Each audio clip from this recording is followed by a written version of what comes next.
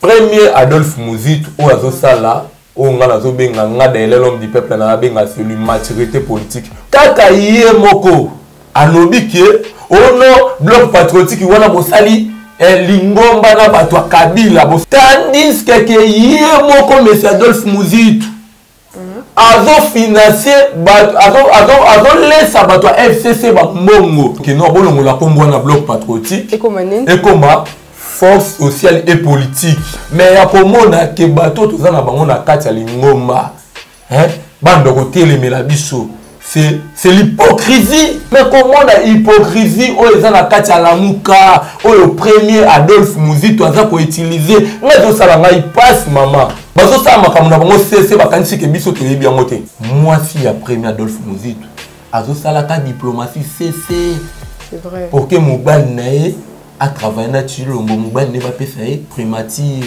eza quartier yo muya ya zo salela siko ya ko laver Martin Fayulu ni baloba oyo Martin Fayulu sala na Kabila Muzito alinga beta président Martin Fayulu Musindu ça veut dire ko lo mwe la muka ba premier o tikala ko mata député te a caméléon gouvernement na biso gouvernement place et lobby nini et que ko s'excuser bolimi sa biso par erreur wana petit pays est-ce que Nzambe na ngai pe Kagame na munoko nazo parvenir kolobaki lokola bango Rwanda bazel petit pays moi ko sala eza la place moko to ko sala bitumba faut ba ko sala bitumba na mboka na biso et là kisi ke monsieur Félix Tshisekedi est incapable au monde de to kufa bo bande ko na biso ba kufa na est Tshisekedi aye so Tshisekedi na campagne ya ibisa biso ki ok vanda kuna pourquoi tu dois vendre mascarade ba journaliste mususu na ebité est-ce que pena baza ba journaliste pena ou batangi pena ba kelas tout ça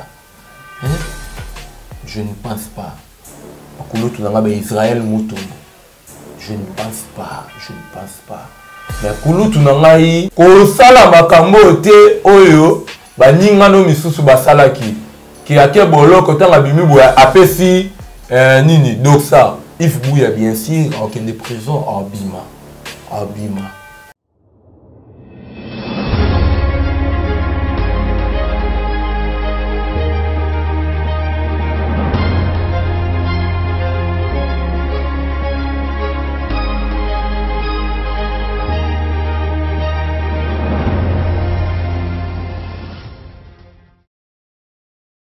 Mbote pas ebi son les amis bino bandeko balandia plus clair télévision la chaîne de vérité la chaîne qui vous informe en temps réel bozali ebele bo renouveler confiance na bino na kati ya plus clair télévision na mokola lelo micro plus clair télévision et c'est peli koyamba pour la bino mona mboka na komo daila to bien quel homme du peuple na elongo to ko la mboka sur l'actualité ozo bien biso na ngambu ya est ya mboka na biso République démocratique du Congo comment na ba massacre comment na attaque entre RDC 123. Nous allons parler en profondeur. Donc, le Bélapé a dit long consensus. Tu as dit quoi prendre était finalement régime en place et demi consensus. C'est ça les mains. La partie prenante nion sur tout le Bélapé.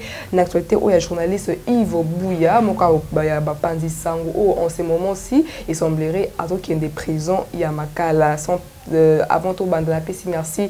Na Joël Godago, chasseur des marches, Ozamina Sima caméra, sans plus tard, ben ce n'est pas l'homme du peuple. Pendant la Nayambaye, PNPC Malouba, Mbote l'homme du peuple.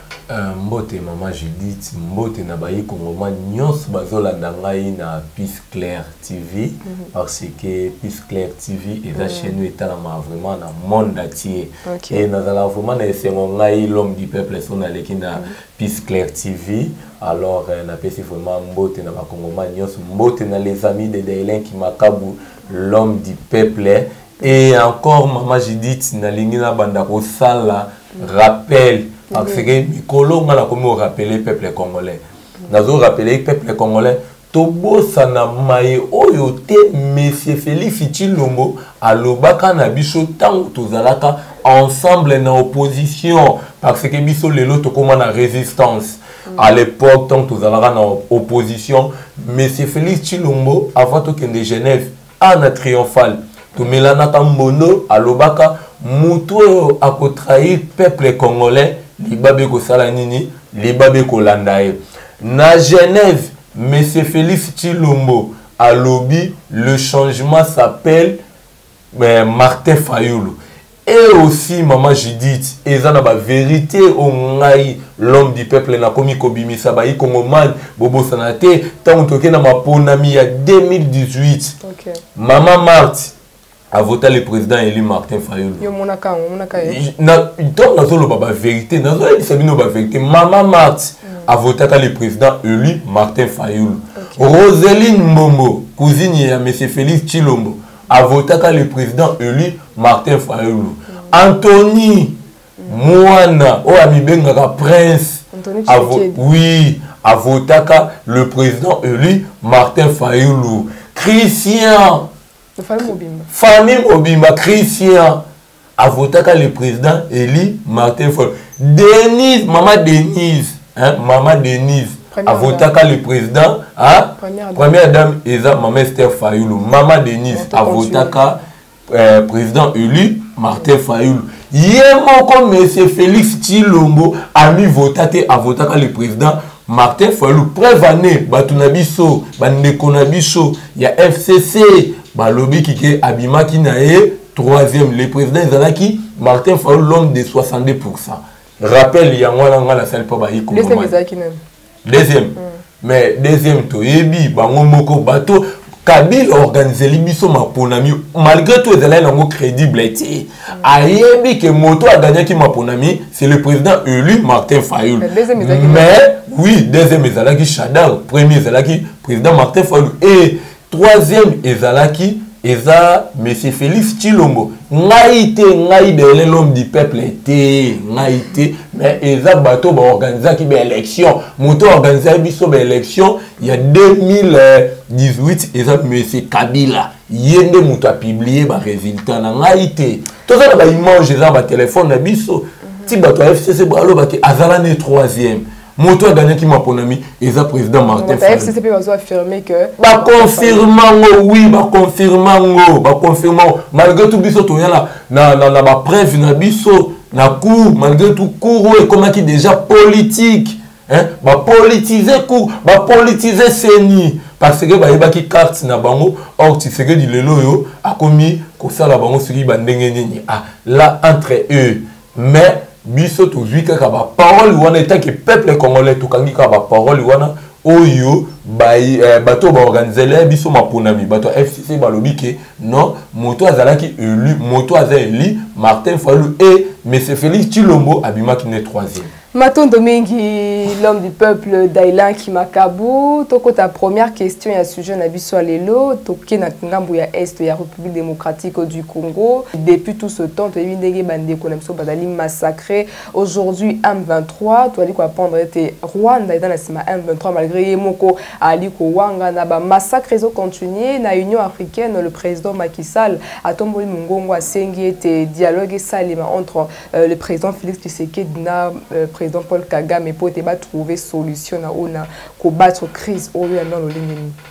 Mais maman, merci pour la question na yo. Mais libabe o monsieur Félix Tshilombo lobaki na biso to Mélanie Mbondo wa ko trahir peuple congolais libabe. Mais libabe ya mwana zolanda e monsieur Félix na UDPS à na stade ba betela Paul Kagame maboko. Félix Asimba Kagame, excusez-moi maman, Asimbi Kagame alobi frère nangai. Félix, monsieur Félix Asimba Kagame alobi neke oza frère nangai. Ba yembela Paul Kagame na bato bazalaka na sanzete ya 10e eri. Ya bato yebisaka bango politique eza na FID. Politique eza na FID, politique eza vraiment na FID.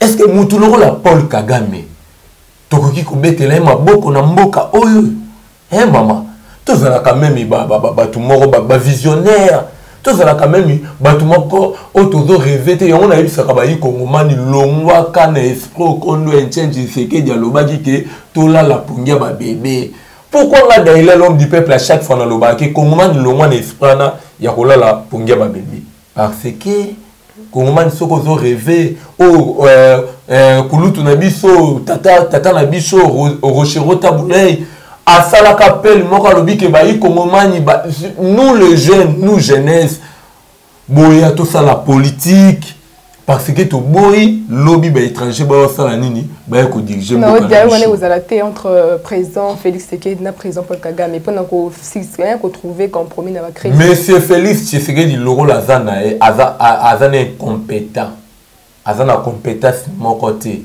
et aza moto Kabila tiaki place wana pona ezana ngo capable ya ko dialoguer na tango nano azobenga Kagame oza frère na ngai ezolakisa nini faiblesse mobimba yango na mama c'est-à-dire pour la Félix Tshisekedi azane capable akoki kosala ne dialogue na Kagame akosenga pe Kagame pardon yoebi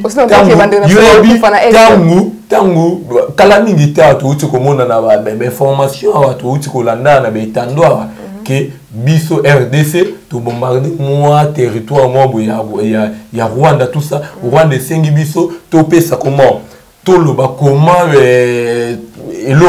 comment to bombarder côté wana ozolanda et gouvernement na biso gouvernement place et lobby nini et que s'excuser bolimbi sa biso par erreur Rwanda petit pays est-ce que Nzambe na ngai Rwanda petit pays oh Mobutu asakane là oyo Rwanda baza comment so taliba habitant Rwanda na koloba biso na Kinshasa toza plus de 14 millions d'habitants parce que Kinshasa est kokota 3 fois na Rwanda aujourd'hui Kinshasa 3 fois yango na Rwanda mobimba or biso toza na 26 provinces biso mboko na biso toza na 26 provinces pe Kagame na munoko nazo parvenir koloba ke lokola bango Rwanda baza un petit pays moi ko sala eza la place moko to ko sala bitumba faut ba ko sala bitumba na mboka na biso na terrain na biso pour ba ko sala bitumba na terrain na biso ça montre quoi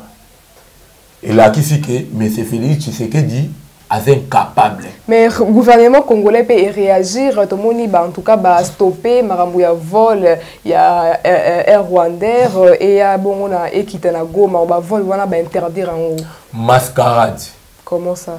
Si comment ça mascarade? Parce que pays est est-ce que Rwanda bakoki ko comment ko fongola minoko na bango ya koloba na pays yo oh babenga biso le pays le plus riche du monde Congo pays toza munene na monde bakoki ko loba pena moi bako fungola minoko na mo e banda ko loba pona biso ba Congo est-ce que Rwanda bakoki ko banda ko ya ko yibaka ba minéraux na biso na Congo ça montre que yonga na loba que les vrais dauphins ya monsieur Kabila ce n'était pas Chadar, c'était M. Félix Tshilombo. Et Kabila a joué qui n'a moins sagesse moroboy.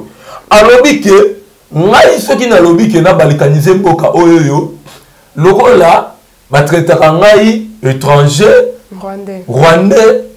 Bon mon là que étranger mutasa ni Kabila mutabalika. Tika que na simbi sa Tshisekedi touche. Loko là aza congolais na simbisa e touche yango na lobaki non Tshisekedi aza moto azo mérité te ya kozala na mutu ya mboka na biso matondo mingi mwana mboka tout ce que ce sujet au point au moins c'est ça les mando ndenge mamuzo kendela ba massacre et tout kuna dialogue ezala kuna est-ce que kozala na yo en tant que mwana mboka pour de mona elle ya Kinshasa ba résistant ba groupe citoyen ba ko sala ba city ne ko organiser moi ba manifestation toujours pour soutenir bandeko bazali na ngambo ya est ya mboka na biso yo ko bani nazo sala appel na ba ekongomani o ezali kambo ya Congo il faut tout soutenir FARDC na biso FARDC na biso oyo monsieur Félix Tshisekedi auti ko finga oui bien mo bien bino boza ba pandi sango oui bien mo bien oui monsieur Félix Tshisekedi auti ko finga mais lelo batuwana o baza na salaire à mukie salaire à 150 000 francs aza tata na bana aza na franc kuna zo bunda bana batanga ka classe faut ba futa ndako ezana ba soldat na biso misusu baza logé na bakan na biso soki ta na bakan kokolo ya biso tondi basoldat na biso misusu bakoma kofutela na bafite basoldat na biso bakoma kosenga na nzela en tout cas alobaki kote wana na kobandaka kozangaka te kokangaka motema na ngada ele l'homme du peuple namonaki bato bazobundela mboka na biso bato bazobundela mabele na biso nazanga kokabela mais ba député Ituri basaki banamana ba contribuer $100,000 pour na kopesa ration na ba FARDC so ba bunda kuna wana olobi ba député Ituri eza lokola moi clique moi ba individu ba 5-6 ko gouvernement na biso solution nini bazozwa solution nini bazozwa oyebi ke ba Rwandais ndenge baza bongo même si hôtel na ba frontière na bango baza na ba ration koli ezali baya kotikela bango so tokomi ndeti ba pokwa ba 18h omona mituka na bango banzo tambola mais biso so tali ngamu na biso eloko te merci ya wana mama avant to silisa na lingi na faire comprendre ba ikomomane na nyoso yo toza na facilité ya kolonga bitumbo mais poto longa bitumbo ezosenga nini il faut kosalaka réforme na kati ya armée na biso parce que armée na biso etondani trop na infiltré surtout ba Rwandais naza pe ba kombo na bango naza na ba kombo na bango na kombo oui naza na ba infiltré oyo bazalaki na kati armée Rwandais lelo bakomi na armée na biso na otanga ebandi numéro 1 général Malik qui GG Pacifique Masunju général Bolingo général David Rougaï général Jean Bigete général Obed Rwabasira Obed Rwabasira yoka Rwabasira komba Rwandais général Mustafa Mukiza uye déjà kufa azalaka uzolanda azalaka na kati armée ya ba Rwandais lelo akomi na kati armée na biso général Bisengimana wana toyebi biso tout toyebi état ke Rwandais général Jérôme Gakwavu général Jérôme Gakwavu wana atangelo be étranger o bazaba généraux na armée na biso mais bazala na armée rwandais Laurent Ngunda général Laurent Ngunda général Bonani général Makenga général Makandi général Mudiarugerwa taba komba mona makasi non général Muindo François Zolan général Zéro Bravo François ta maman sona wana ndotanga bazeli wana bakomba ba généraux bazaki na ba Rwandais mais ba intégrer armée bazali kati armée na biso bazali tisikoyo bazali Tshisekedi ayebi bango au moins de trop kufa bo bande ko biso ba kufa na est Tshisekedi ayebi so Tshisekedi na campagne ya biso ki ok vanda kuna pourquoi tu ndo vanda te Matondo mingi l'homme du peuple ba question d'ali moi ebele toko ta mukina otali bloc patriotique mokolo ya samedi le leki réunion esalemaki mais tebit na kati ya bloc patriotique l'ancien premier ministre na kombo ya Adolphe Muzito otali bongo coordonnateur en exercice ya la Muka actuellement yi selon ba propos ya nouvel élan bango ba signé qui était na bloc patriotique et puis bazali contre ba travailler longo te na kati ya bloc patriotique aussi longtemps que baï FCC bazali na kati mais toi ali quoi prendre na scène c'est que Adolphe Muzito ali ko senga ete ba modifier ba longola kombo ya bloc patriotique ba tia kombo mususu oko expliquer biso nini premier naza na respect nga naza lokola te ba jeune wana ya fienela ba jeune ya fienela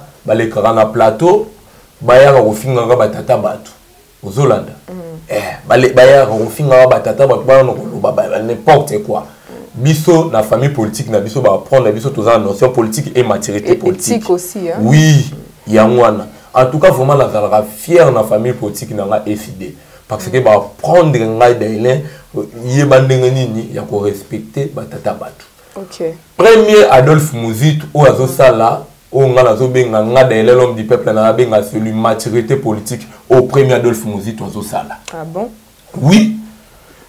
Monsieur Adolphe Muzitu kaka yé moko anobi ke ono bloc patriotique wana bosali lingomba na bato ya Kabila bosangani na bato ya FCC bosali lingomba na bato ya Kabila alobi ati azotinda mwa bana na mwa boya mikie balekaka na bati baitando mwa bana mwa mikie mwa bana mwa bana komake ne politique na biso le roi ba maître Nico Mayengele kulutu losako ngana abenge maître Nico Mayengele maître Nico Sikazali oyebi na famille politique nanga ba yebi Dailin avant moto alobaka vérité. OK. La muka. Monsieur Adolphe Muzitu alobi ke bino bosali alliance na bato ya FCC bloc patriotique eza bato ya FCC bozoli mbongo Kabila tandis que yé moko Monsieur Adolphe Muzitu azo financer bato azo laisser bato ya FCC ba mbongo. Oh. Hier avec hier bloqué parce que maintenant c'était basé en casa financé. Mais si quoi hier moko azolé ça bango bambongo ke no bolongo la kombo na bloc patriotique et comme force sociale et politique. Pourquoi? Wana za question opposée maïs. Bon photo tout n'a pas na yemoko Muzitu. Muzitu pourquoi yo lingue comme force sociale et politique tandis que lobi ke la bloc patriotique bato nini bato Kabila baza nini baza wana maintenant on comme force politique comment force sociale et politique ezani donc on a ya kodéré c'est comme force supposons que comme force sociale n'a proposé c'est l'immaturité politique il y a moi na lobake na famille politique na biso nga la fier ya famille politique na l'homme du peuple c'est à quel jeu la Mouka ils ont joué parce que la Mouka ils a FCC SID ensemble le coordinateur Adolphe Muzitu bon baza nouvel homme et ba signé la bloc patriotique T bon ba koko taponté parce que FCC Zali aujourd'hui on apprend que il fait Asengi va changer combo azo financer votre FCC qu'est-ce que le peuple peut comprendre na mayo zeleka mais ya wana mobenga nga de l'homme du peuple et pas mbaté on a une piste claire TV parce que peuple congolais ne mutatininga pona ko itanda ba vérité mususu ozolanda la Mouka nga na lobango la Mouka eza ni président élu Martin Fayulu il y a ni premier Adolphe Muzitu la Mouka eza biso peuple congolais mais comment on a aussi tant mama comment babundango yo mokote président tata mokonzi mboka Martin Fayulu alobi ke s'il s'agit à cause de l'alliance na diabolo pour que tu récupères le peuple congolais comment volonté peuple congolais salama peuple congolais a récupéré le pouvoir on va faire ça mais ya komona ke bato toza na bango na kati ya lingomba bando côté les melabiso c'est l'hypocrisie. Aujourd'hui on conclut que Adolphe Muzitu na Martin Fayulu baza même langage té na koye biso pona tata mokonzi président élu Martin Fayulu aza na problème té parce que Martin Fayulu ndenga za bongo ayebi ke ngalenge na za boye peuple congolais nde mutetianga pe eloko mona sepela pas Martin Fayulu aza moto azoka décision ye mokote tango asali a lancé appel à bloc patriotique biso peuple congolais to monike ça va wana bloc patriotique eza lingomba ba yi politique té nazo yebisa oui eza lingomba ba yi politique té eza lingomba c'est-à-dire bana Congo nyos to sangani yango to loba bloc patriotique ba comment union salité union sacrée bakoki pe ko yape na bloc patriotique non batunyo citoyen congolais parce que tozo bunda bitumba o etali pour ko sauver mabele ya mboka na biso mais comment la hypocrisie o eza na kati ya la Mouka o le premier Adolphe Muzitu aza ko utiliser ngazo sala ngai passe mama ezo sala ngai passe lelo bango bazo sa makambo na bango cesse bakanisi ke biso to yebi yango te nga de l'homme du peuple na yebi yango vous apprendre on de mambo mo sa na cesse premier Adolphe Muzitu eza carte oyebi mwasi na ye na za ba respect belé etaki mama biso batinda biso te to banda ko makaka batu te justement oui mwasi ya premier Adolphe Muzitu azosala diplomatie CC. C'est vrai. Pour que mobile nae a travaillé na Chilombo mobile ne ba pesa primature. Primature, mais il y a ça qui est derrière la primature. Mais à premier Adolphe, comment biso to bunda? Au moins biso, moment la délai. Na koki ko sala 10 ans de résistance. Na bunda toujours bitumba. Mais premier Adolphe Bunzito rokokate. Si tu comprends bien, mais ça doit être à opposition. Azo kokate, opposition te résistance. Résistance kokate. Azo kokate, premier Adolphe Bunzito azo kokate, premier Adolphe Bunzito azo na posa primature.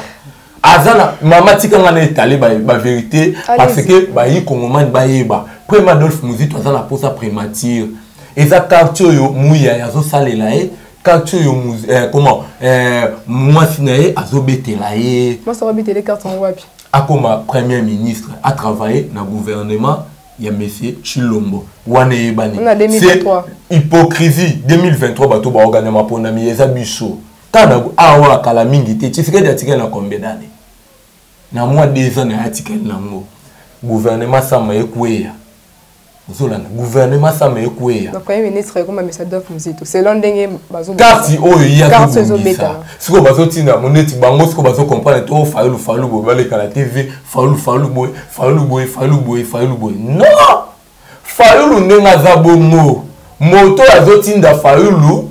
Même si Azala candidat à la Mouka, ils ont peuple congolais. Oui, mais comment tourner la bisoto sali. Peuple congolais zoemba, fallo pe sa polote, ope sambongote, toko voter onako. Si ko yebisa ngai, ka kulutu ngai maître Nicolas Pessier raison. Si ko est-ce que peuple yebela ki muzi tout au peuple yebela ki fayou. Donc on donne raison à ce que monsieur Nico, maître Nico Mengel avait dit. Mais nalobaka ngo kulutu nanga Nico azana raison et biso na comment la muka démocratie ça kulutu nanga Nico azana raison ce qui toke na maponami wala ko balongola ki kutu président élu Martin Fayulu batika ndenge baza bongo ndenge ndeko Louis France Asitaki Matata Pono Félix Tshisekedi na Adolphe Bunzito. Bunzito kutuna de vos kitoko peuple congolais ko voter de vos kitoko. C'est vrai ça. Je vous dis la vérité. Zola Bunzito bande kolanga nouvelle la botika hypocrisie. Siko nanga bi président Martin Fayulu là ali ko mona boy parce que ali moninga ne ba ko travailler longo ba ki c'est batika li donne la muka coordinateur en exercice pour le moment ali monsieur Adolphe Bunzito l'air président Martin Fayulu ali ko yoka makamba bonanga mbuna sentiment nini ozoela eben bozaka nanga mbu ya cité omoni premier Adolphe Bunzito ngada ile état que citoyen congolais l'homme du peuple a caméléon. Est-ce que la diaspora bande ko sentir Bunzito tant ozolo bake ngai na lingaka batu ya Kabila te bobino bovana ya travailler na Kabila te nouvelle boba ki ba onde ba lava ki pour Martin Fayulu bango ba laver Martin Fayulu na ni po Martin Fayulu aza moto apesa na même ici ata mbote te na Kabila Tshisekedi ninga za bongo yebi ngo Martin Fayulu aza moto apesa na ata bonjour apamba ata na téléphone na Kabila simba te siko ya ko laver Martin Fayulu na ni baloba oyo Martin Fayulu sala na Kabila bango ba laver Martin Fayulu na ni yango tozo telemela hypocrisie na kati ya lamuka menga nazo yebisa bandeko na ngai boye bango ya nouvel élan boye bango ndenge toza boye peuple congolais pona ki candidat ne c'est moko c'est Martin Fayulu tango bino bozolo bake Bunzito yemo ka yebi yango même si na élection euti oleka Bunzito po ba voter député atielonga Martin Fayulu ba voter que na sima Martin Fayulu oui wana yebani bima député na sima Martin Fayulu même si tout tant bolo ba ke Bunzito face là député comment candidat na président représenter attaque comme dans la bango na présidentielle à 2023 wana tomba bi na kati ya parti na bango mais tomba yo ba ke na kati ya lamuka mais ngana wa yebisa bango soki comment président de la République Martin Fayulu alobi ke ngai na postuler na ngali sous-souté ça va abimisi Bunzito mais pour peuple congolais voter Bunzito faut batia ilonga président ka Martin Fayulu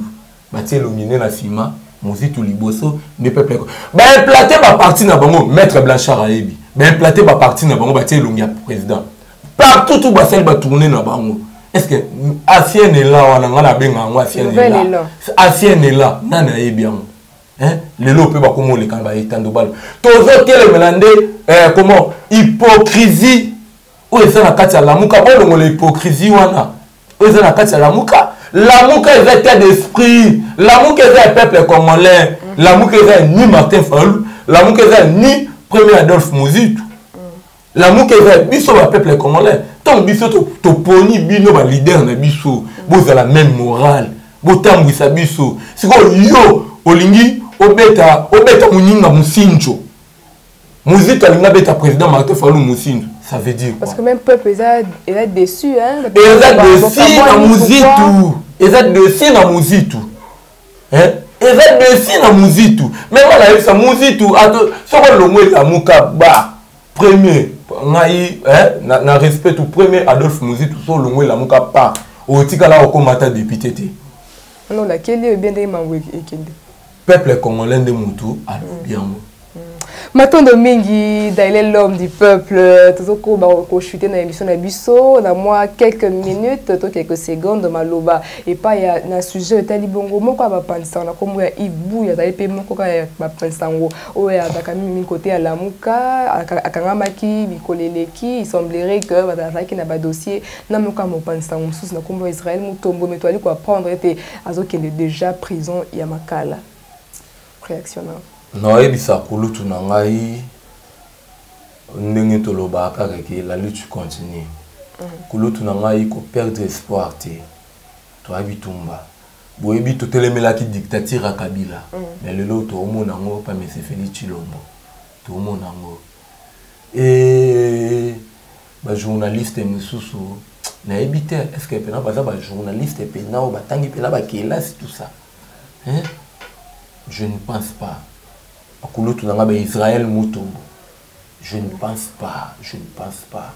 Mais Kulutu nangai ko sala makambo te oyo ba ningano misusu basalaki ki ake boloko tanga bimi boya apesi nini doksa. Ah oui, Zolan.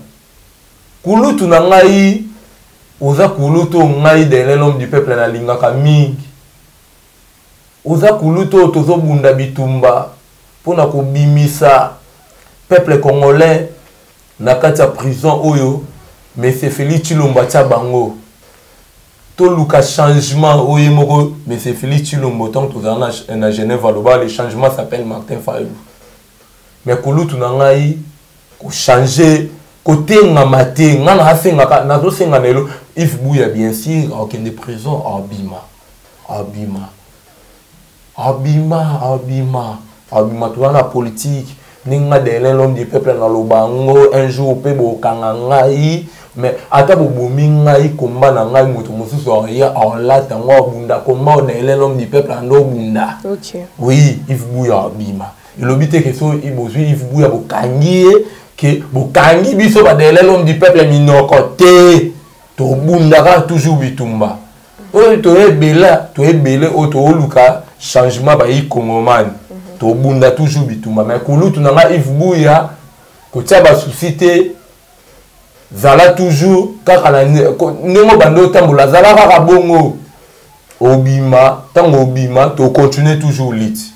Merci Matondo Nayo, Daila Kimakabu, l'homme du peuple, to komi na souka émission ebsa mokola lelo, il y a vérité de tous côtés, mais avant tout kabwana un message na baimbo ko bazali la KTP libanda bazo opportunité à Kolandayo na numéro à sika émission vérité de tous côtés, lelo pe numéro à téléphone pour na ba ko contacter d'une manière particulière.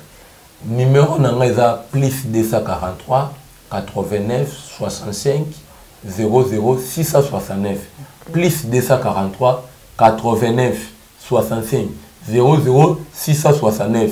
Nazo rappeler que l'amuka est état d'esprit, l'amuka est Muzitu te, est Fayulu, il y a le président élu Martin Fayulu te, l'amuka est un peuple congolais. Biso ba tout qui le président élu Martin Fayulu na premier Adolphe Muzitu te bango wana.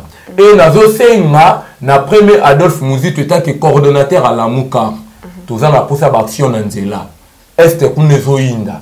le président élu Martin Fayulu Tangu Azalaki Coordonnateur à Lamuka, à Salisaki Baction, Yozui, Masolo, Kala déjà, tu as déjà 2 mois. Mais tout le monde a biso ba daile ba tubazo biso boya minene. Non, tout ça pour ça tout bunda bitumba. Merci beaucoup. Et bobo sanate ndenge tout ça boye kala mingi était to ke na consensus oyo biso peuple congolais toujours obligé na comment na monsieur Félix Tshisekedi. Oui, na régime à place, faut que na consensus ba parti prenante tout ba vanda to solo là na pona ko luka volonté pour la volonté il y a baï comme moment to limité que ma pour na 2023 et ça la nenge Kabila organisé la kibiso na 2016 2018 quand même tout to limité tangu congolais azo kende ko voter Martin Fayulu étant que président volonté ne sala ni sala ma tangu congolais azo voter nga Dailin étant que député volonté à comment ne sala ni sala. Merci beaucoup Dailin, merci Nenge Ondima qui répond à l'invitation à Mokola Lelo. Merci maman Judith. Merci Nabino Bandeko Banda Plus Claire Télévision. C'est par ici que nous mettons un terme à l'émission de Lelo. Il y a numéro Asika. Il y a émission vérité de tous côtés. Tu aimes bien Kibino au moins l'amboka. De bien que l'homme du peuple, on a combo Dailin qui m'a kabou, moka ba communicateur, il y a SID. Alors le blog l'appelle la Mouka également. On a été solo Limboka. On a osé les cabos, on a Katia Est, on a osé les Katia Blog Patriotique. Bolandi en profondeur, Nakatia émission Nabiso. Merci à la grande équipe technique qui nous accompagne pour vous informer en temps réel et surtout dans la vérité. Merci à Joël Gonago, chasseur d'images, qui n'a estimé la caméra. Merci à Popola Yombe. Merci au cordon Opi Mafoui, sans oublier de Joël Kombe. Au CP la vidéo, Oyo, likez et partagez en gros. Vous allez de façon à soutenir Moussa Poali Kosa, Nakatia Plus Claire Télévision, Kobungela Mboka. C'était Judith Kamwanga, votre journaliste à la présentation. Moussika Malam, au revoir.